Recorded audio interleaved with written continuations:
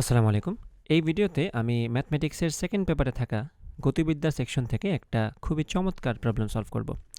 তো এই পার্টিকুলার ম্যাথটা বাছাই করার কারণ একটাই, সেটা হচ্ছে আমি যতগুলা বই দেখেছি এই ম্যাথটার সলিউশন, সবগুলা বইয়ে একইভাবে ম্যাথটা সলভ করা আছে। সো আমি চাচ্ছি একটু ডিফারেন্টলি ম্যাথটা সলভ করার। তো প্রশ্নটা আগে আমরা পড়ে ফেলি। পরস্পর লম্বভাবে মিলিত দুটি রেলপথের একটির উপর দিয়ে ঘন্টায় 30 কিলোমিটার বেগে চলমান একটি ট্রেন সকাল 10টায় জাংশন অতিক্রম করে। অন্য একটি ট্রেন দ্বিতীয় রেলপথে ঘন্টায় 40 কিলোমিটার বেগে বিকাল 3টায় জাংশনে পৌঁছে। কখন এদের মধ্যে দূরত্ব ক্ষুদ্রতম ছিল এবং ক্ষুদ্রতম দূরত্ব নির্ণয় করো। তো এখানে যা বলতেছে সেটা হচ্ছে যে এই যে দুইটা রেল লাইন দেখতে পাচ্ছ তোমরা, এটা হচ্ছে আমাদের একটা রেল লাইন, এটা হচ্ছে একটা রেল লাইন, পরস্পর সমকোণে আছে। সো এই রেলপথ দিয়ে একটা ট্রেন 30 কিলোমিটার পার আওয়ার বেগে আসছে। ওকে, আর অন্য একটা ট্রেন এই রেলপথে আছে, সে আসবে পরে। তো এখানে প্রথমে কি বলছে খেয়াল করো, 30 কিলোমিটার পার আওয়ার বেগে যে ট্রেনটা চলছে সে জাংশনে আসছে সকাল 10টায়। সো জাংশন মানে কি, এটা তো সবাই জানো যে দুইটা রেলপথের বা তিনটা রেলপথের যে মিলনস্থল, যেখানে যে ইন্টারসেক্টিং যে পয়েন্টটা সেটা। তো এই 30 কিলোমিটার পার আওয়ার বেগে চলা ট্রেনটা এখানে আসছে সকাল 10টায়। ঠিক আছে, এখানে আসছে এই ট্রেনটা সকাল 10টায়। ওকে, তারপর কি বলছে খেয়াল করো, অন্য একটি ট্রেন দ্বিতীয় রেলপথে ঘন্টায় 40 কিলোমিটার পার আওয়ার বেগে চলে বিকাল 3টায় জাংশনে পৌঁছে। তাহলে প্রথম ট্রেনটা আসে সকাল 10টায় 10 AM এবং দ্বিতীয় ট্রেনটা জাংশনে আসে 3 PM বিকাল 3টায়। তাহলে দেখো তো এই সময়ের মধ্যে ব্যবধান কতটুকু? 10টা থেকে 3টা হচ্ছে টোটাল 5 ঘন্টা। ঠিক আছে, আবার এইদিকে খেয়াল করো যে দ্বিতীয় রেলটার বা ট্রেনটার বেগ কিন্তু 40 কিলোমিটার পার আওয়ার। তো সে যদি 5 ঘন্টা পরে এখানে এসে পৌঁছায়, তার মানে যখন সকাল 10টা বাজে তখন সে কই ছিল? সে 5 ইন্টু 40 অর্থাৎ 200 কিলোমিটার পিছনে ছিল। অর্থাৎ যখন প্রথম ট্রেনটা জাংশনে এসে পৌঁছায় তখন আমাদের দ্বিতীয় ট্রেনটা ছিল কোথায়? সে 200 কিলোমিটার পিছনে ছিল। আশা করি বুঝতে পারছো। তাহলে এটা আমাদের কেন জানা দরকার? কারণ this is our time equals 0। ঘটনার শুরুতে আমাদের প্রথম ট্রেনটা ছিল জাংশনে এবং দ্বিতীয় ট্রেনটা ছিল তার থেকে 200 কিলোমিটার দূরে। এই যে এই বরাবর 200 কিলোমিটার দূরে ছিল। এখন থেকে আমরা হিসাব শুরু করব। এখন কি বলছে খেয়াল করো, কখন এদের মধ্যে দূরত্ব ক্ষুদ্রতম ছিল এবং ক্ষুদ্রতম দূরত্ব নির্ণয় করো। তো আমরা ধরে নিলাম, কখন যখন বলবে প্রশ্নে তোমরা অবশ্যই ধরে নিবা, ধরে নিই টি সময় পরে। এটা তো আশা করি সবাই এই প্রসেস ফলো করে আসছো। তো ধরে নিই টি সময় পরে তাদের মধ্যে দূরত্ব ক্ষুদ্রতম দূরত্ব পরে বের হবে, সমস্যা নেই, একটা নিয়ে কাজ করি। তো ধরে নিলাম টি সময় পরে তাদের দূরত্ব ক্ষুদ্রতম। সো আমাদের প্রথম ট্রেনটা তো 30 কিলোমিটার পার আওয়ার বেগে চলছে, আমি ধরে নিলাম টি ঘন্টা আর কি, ব্যাপারটা বুঝতে পারছো আসলে। সো টি সময় পরে আমাদের এই ট্রেনটা কই থাকবে? সে 30 দূরে চলে যাবে না? সমবেগে চলতেছে তো, তাহলে তার যদি বেগ হয় 30, তাহলে টি সময় পরে তার সরণ হবে 30t। তাহলে আমাদের যে প্রথম ট্রেনটা সে মনে করো আছে এ পয়েন্টে। ঠিক আছে, প্রথম ট্রেনটা আছে এ পয়েন্টে এবং আমাদের দ্বিতীয় যে ট্রেনটা সে টি সময়ে কই আসবে? খেয়াল করো, সে কিন্তু এখানে ছিল একদম সকাল 10টায়। তো সে টি সময় পর কতটুকু আসবে বলো তো? টি সময় পর সে আসবে 40t, যেহেতু তার বেগটা হচ্ছে 40 কিলোমিটার পার আওয়ার। তো সে আসবে এই যে এইটুকু, মনে করো আসলো এইটুকু কতটুকু? 40t, তাই না? তো সে মনে করো আছে বি পয়েন্টে, সে আছে বি পয়েন্টে। তাহলে টি সময় পরে প্রথম ট্রেনের অবস্থান এ বিন্দুতে আর দ্বিতীয় ট্রেনের অবস্থান বি বিন্দুতে, তাই না? এখন আমাদেরকে বের করতে হবে এই ট্রেন এবং এই ট্রেনের মধ্যবর্তী দূরত্ব। দুইটা ট্রেনের মধ্যবর্তী দূরত্ব কতটুকু? এই যে এবি এর ক্ষুদ্রতম মানটা আমাকে বের করতে হবে, তাই না? তো আশা করি এতক্ষণে সবাই বুঝে গেছো ব্যাপারটা, যে এটা কিন্তু এখন একটা সমকোণী ত্রিভুজ হয়ে গেল। আমরা সেই সমকোণী ত্রিভুজের অতিভুজটার দৈর্ঘ্য বের করতে চাই এবং আমরা চাচ্ছি এই দৈর্ঘ্যটা যাতে সর্বনিম্ন হয়, cause that is the distance between both trains. ঠিক আছে, আচ্ছা। তো এখন আমরা কি এইটুকু দৈর্ঘ্য জানি? আমরা কিন্তু এটা জানি 30t। এটা কি জানি? ডেফিনেটলি জানি, কারণ এখানে পুরাটা হচ্ছে 200, সেখান থেকে এ আসছে এইটুকু 40t। তার মানে বাকিটা কতটুকু হবে? 200 মাইনাস 40t। এই যে এইটুকু হচ্ছে 200 মাইনাস 40t। তাহলে আমরা আমাদের ত্রিভুজের, সমকোণী ত্রিভুজের লম্ব ভূমি সব পেয়ে গেলাম। অতিভুজটার সমান কি হবে? আমি ধরে নিলাম আমাদের হিসাবের সুবিধাটা যে এই দূরত্বটা হচ্ছে মনে করো ডি, ডিস্টেন্স ডি। তাহলে আমরা পিথাগোরাস ফলো করে বলতে পারি না এখানে যে ডি স্কোয়ার সমান এই যে 200 minus 40t whole square plus 30t whole square. 30t whole square সমান কী হবে 900t স্কোয়ার।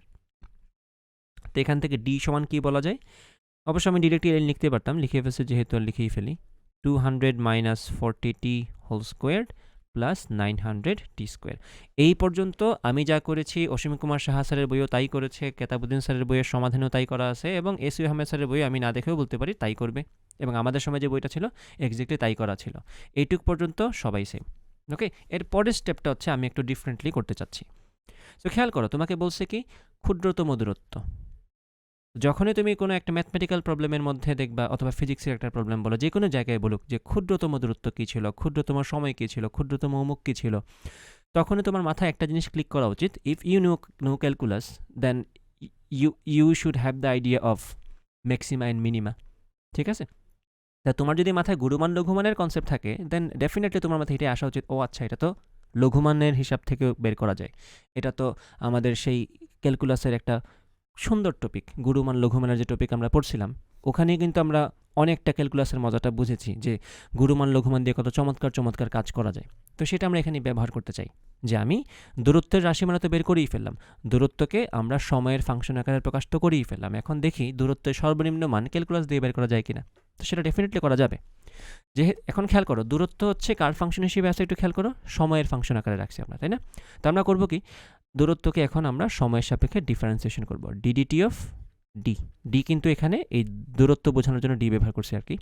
তো এখন আশা করি এটা সবাই জানো যে ডিডিটি অফ ডি যদি করি, এই যে রুটের ভিতরের জিনিসটা আছে না, এই পুরো জিনিসটাকে আমরা আপাতত যদি এক্স ধরি, আশা করি চেইন মেথড সবাই জানো।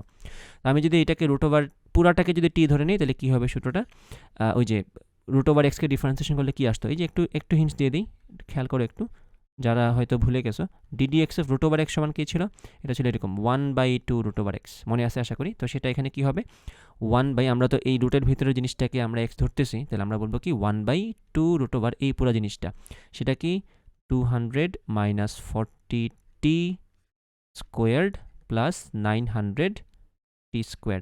এখন যেটাকে তুমি টি ধরছো সেটা তো টি না, সেটাকে আরেকবার ডিফারেন্সিয়েট করতে হবে, কারণ তাইলে এই পুরো জিনিসটাকে আবার ডিফারেন্সিয়েট করো।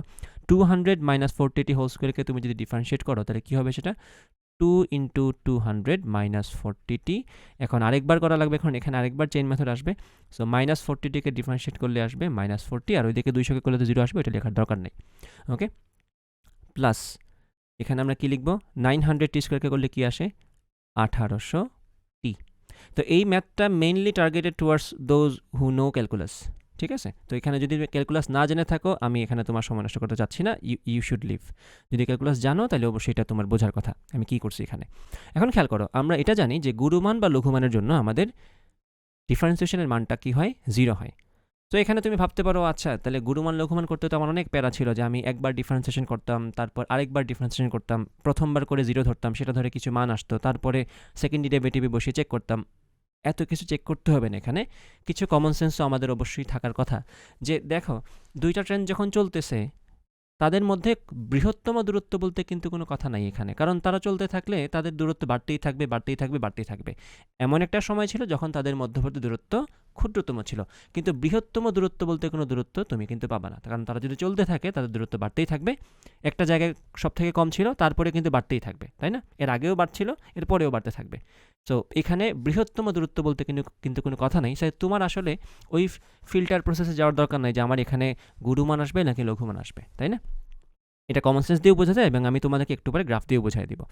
তো খেয়াল করো, আমি যদি বলি যে গুরুমান বা লঘুমানের জন্য আমি জানি ফর শিওর এখানে লঘুমানই আসবে, সো আমি বললাম এইটার মান কী হবে 0 হবে। তো এটার মান যদি 0 হয়, তুমি বুঝতেছই গুরুমান বা লঘুমানের জন্য যদি এটার মান 0 হয়, তাহলে আমার এই পুরো জিনিসটা তো যদি আমি এই পাশে পাঠাই দিই, আমার থাকে কি এই যে এইটুকু না, তো এইটুকু যদি থাকে, এইটুকু তো ডিরেক্ট বলতেই পারি যে এটা হচ্ছে কি 400 মাইনাস 40 দুগুণে 80t ইন্টু মাইনাস 40 রাখলাম প্লাস 1800t সমান কি 0। এখন এখানে আরেকবার গুণ করো, তো মাইনাস 40 ইন্টু 400 সমান কী হবে মাইনাস 16,000, তারপরে 4 8 32, তো এখানে আসবে মাইনাস মাইনাসে প্লাস হয়ে যাবে এটা, সো প্লাস বানিয়ে দিলাম। আর ওকে 4 8 3200, ওকে টি দাও, দেন এখানে 1800t, একবারে 1800t বসায় দাও, এই যে 1800t সমান 0। এখন এটা সলভ করো, 3200t আর 1800t মিলে কত হয় আর এই 16,000কে ডান পাশে পাঠিয়ে দাও, তাহলে এই দুটো যোগ করো, 3200 আর 1800 যোগ করলে 8 2 9 10, 3 1 4 আর 1 5, 50 5000, 3200 1800 মিলে 5000, আর ওইদিকে 16,000 চলে গেলে 16,000। তাই তুমি বুঝতেছো এখানে, এখানে তো টি ছিল একটা না, 5000 টি। তাই আমি টি এখানে কি পাচ্ছি, এই 3টা শূন্য এই 3টা শূন্য কাটা, তাহলে টি সমান আমাদের আসতেছে 16/5। অর্থাৎ আমি যেহেতু সময় ধরে নিছি ঘন্টায়, কারণ বাকি সব কিছুতে ঘন্টা পার মিটার পার ঘন্টা আকারে দেওয়া ছিল, আমি টিকে ধরছি ঘন্টায়, তাহলে আনসার আসলো কি আমাদের 16/5। অর্থাৎ 16/5 এত ঘন্টা পরে ট্রেন দুইটার মধ্যবর্তী দূরত্ব কি ছিল, সর্বনিম্ন ছিল। তাহলে 16/5 ঘন্টা পরে মানে কোন সময় থেকে, ওই যে সকাল 10টাকে আমরা টাইম সমান 0 ধরছিলাম, তাই না? সকাল 10টায় আমাদের প্রথম ট্রেন ছিল এখানে, আমাদের দ্বিতীয় ট্রেন ছিল এখানে, সেটাই তো আমাদের টাইম ইকুয়াল টু 0। তারপর থেকে কত সময় পরে আমরা হিসাব করছি, 16/5 ঘন্টা। 16/5কে আসলে ভাঙলে এইভাবে লেখা যায়, 5 দিয়ে 16কে ভাগ করলে এই যে 3 5 15, আর 1 থাকে দশমিক দিয়ে 0 নামো, 5 2 10, তাহলে 3.2 আওয়ার্স। 3.2 আওয়ার্স, এটা হচ্ছে আমার এত সময় পরে ট্রেন দুটার মধ্যবর্তী দূরত্ব সর্বনিম্ন থাকবে, তাই না? এখন 3.2 আওয়ার্স মানে কি, 3 ঘন্টা তো আসেই নগদ, তাহলে এই 0.2 আওয়ার্স মানে কি, 1 ঘন্টা যেহেতু 60 মিনিট, তাহলে তুমি 0.2কে 60 দ্বারা গুণ করলে কি পাচ্ছ, এই যে 12 না, এই যে 12, তাহলে তুমি পাচ্ছ 3 ঘন্টা 12 মিনিট পরে ট্রেন দুইটা সর্বনিম্ন দূরত্বে থাকবে। অর্থাৎ সকাল 10টা থেকে 3 ঘন্টা 12 মিনিট পরে কয়টা বাজে বলো তো, এই যে সকাল 10টা থেকে 3 ঘন্টা পরে হচ্ছে 11টা 12টা 1টা, তাহলে 1টা 12 মিনিটে ট্রেন দুইটার মধ্যবর্তী দূরত্ব সর্বনিম্ন থাকবে। এখন আমি ওই কাজটা করতে চাচ্ছি না, আশা করি আমার এখানে জায়গাও নাই, তোমরা বুঝে গেছো অলরেডি যে ডি এর যে রাশিমালা, সেখানে টি এর এই মানটা, টি এর মান কত, 16/5, এটা বসাই দিলেই তুমি সর্বনিম্ন ডি এর মানটা পেয়ে যাবা। অ্যান্ড দ্য আনসার ইজ, আমি তো সলিউশনটা দেখছি আমি, 120 কিলোমিটার। সর্বনিম্ন দূরত্ব হচ্ছে 120 কিলোমিটার, এবং সেই জিনিসটা কখন ঘটবে, যখন 10টা থেকে 16/5 ঘন্টা পার হবে তখন। তো আমি আশা করি তোমাদেরকে ব্যাপারটা বোঝাতে পেরেছি, এবং এখানে যে কেন আমরা ডিফারেন্সিয়েশনের আমাদের সেই গুরুমান লঘুমানের ওই লম্বা প্রসেসে যাই নাই, কেন সেকেন্ড ডেরিভেটিভ বের করি নাই, এইসব কিচ্ছু করি নাই কেন, এখন একটু আগে তো বলছিলাম কমন সেন্স দিয়ে যে তাদের দূরত্ব তো কখনো ম্যাক্সিমাম বলতে কিছু নেই, কারণ তারা তো চলতেই থাকবে। এখন আমি তোমাদেরকে গ্রাফ দিয়ে দেখাচ্ছি যে জিনিসটা আসলে কীভাবে কাজ করে। খেয়াল করো, this is the graph, D সমান √200 - 40t square plus 900t square. তুমি গ্রাফ দেখে অবশ্যই বলতে পারবে এটা কী ধরনের গ্রাফ, তাই না? এই যে দেখো, তোমার গ্রাফের মধ্যে আনসার আছে, তারা একটু সুন্দর গ্রাফ বানায় নি এটারে, রিভার্স কন্ট্রাস্ট। ওকে, সো এই যে দেখো, তুমি দেখতেই পাচ্ছ এখানে 120-এর মধ্যেই কিন্তু মানটা, এর নিচে কিন্তু কোনো মানই নেই। সো গ্রাফিক কথা বলতেছে তোমার সাথে, ইউ ক্যান সি দিস, এবং এটাও তুমি আশা করি বুঝতেছো, এই জিনিসটার কোনো শেষ নাই কিন্তু, তুমি উপরে উঠতে থাকো, এই যে উঠতে থাকি, চলতেই থাকবে, এটা কখনো শেষ হবে না। যতক্ষণ গাড়ি ট্রেন রুটে চলতে থাকবে, দূরত্ব তো বাড়তেই থাকবে, তাই না?